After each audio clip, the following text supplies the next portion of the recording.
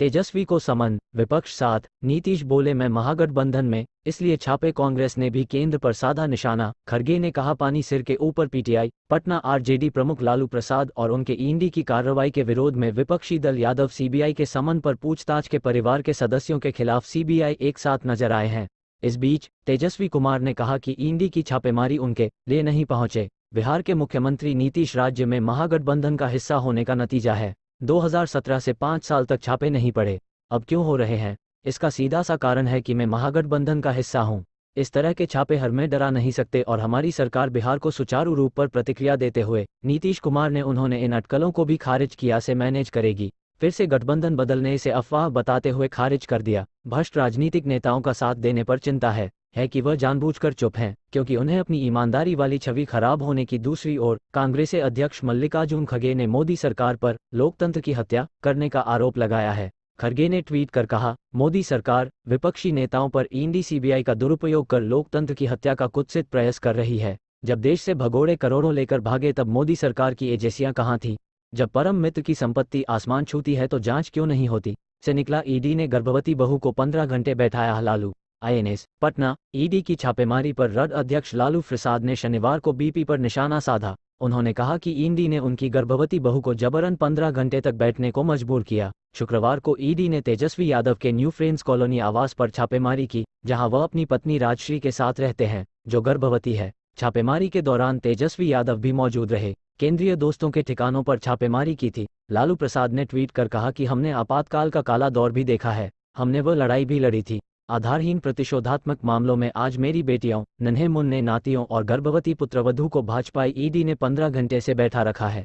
क्या इतने निम्न स्तर पर उतरकर बीजेपी हमसे राजनीतिक लड़ाई लड़ेंगी? संघ और बीपी के खिलाफ मेरी वैचारिक लड़ाई रही है और रहेंगी। लोकतंत्र पर कब्जे की हो रही कोशिश सिब्बल। पूर्व केंद्रीय मंत्री कपिल सिब्बल ने शनिवार को जंतर मंतर अपने नए मैच इंसाफ की ओर से एक जन बैठक का आयोजन किया। उन्होंने मौजूदा सरकार पर ईडी और सीबीआई जैसी एजेंसियों के दुरुपयोग का आरोप लगाते हुए कहा कि आज देश में एजेंसियों के सहारे लोकतंत्र पर कब्जे को कोशिशें हो रही है।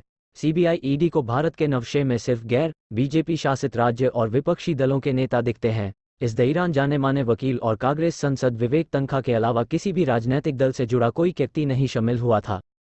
छापों के बीच नीतीश कुमार ने बिहार में सरकार गिरने के दावे को किया खारिज। एजेंसी ने लालू प्रसाद के परिवार और अनुराग ठाकुर ने कहा, विपक्षी दलों का गठजोड़, महागठबंधन। उन्होंने कहा, जब भ्रष्टाचार के गंभीर आरोप सामने आए तो आपको महिला सशक्तिकरण की बात सूझ रही है। तेलंगाना में लूट काफी नहीं थी जो आप दिल्ली में आए हैं। आरजेडी अध्यक्ष लालू प्रसाद के खिलाफ जांच पर ठाकुर ने कहा कि उनका एक खास नारा था, आप मुझे भूखंड दीजिए, मैं आपको नौकरी दूंगा। सरकार सारे हथकंडे अपनाकर बस विपक्ष की न झुकने वाली आवाजों को दबाने की राजनीति कर रही है।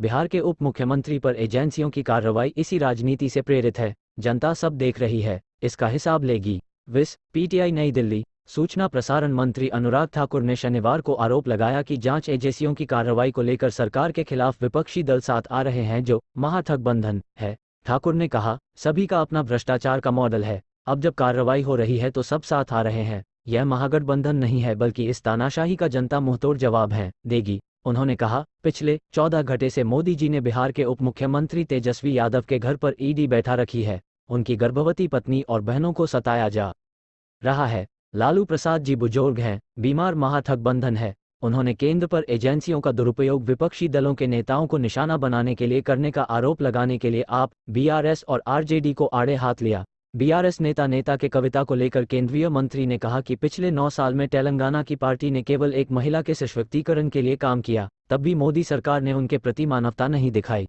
अब पानी सिर के ऊपर से चला गया है। कांग्रेस महासचिव प्रियंका गांधी वाड़ा ने कहा, बीजेपी सरकार विपक्ष की मुखर आवाजों से इतनी भयभीत क्यों है?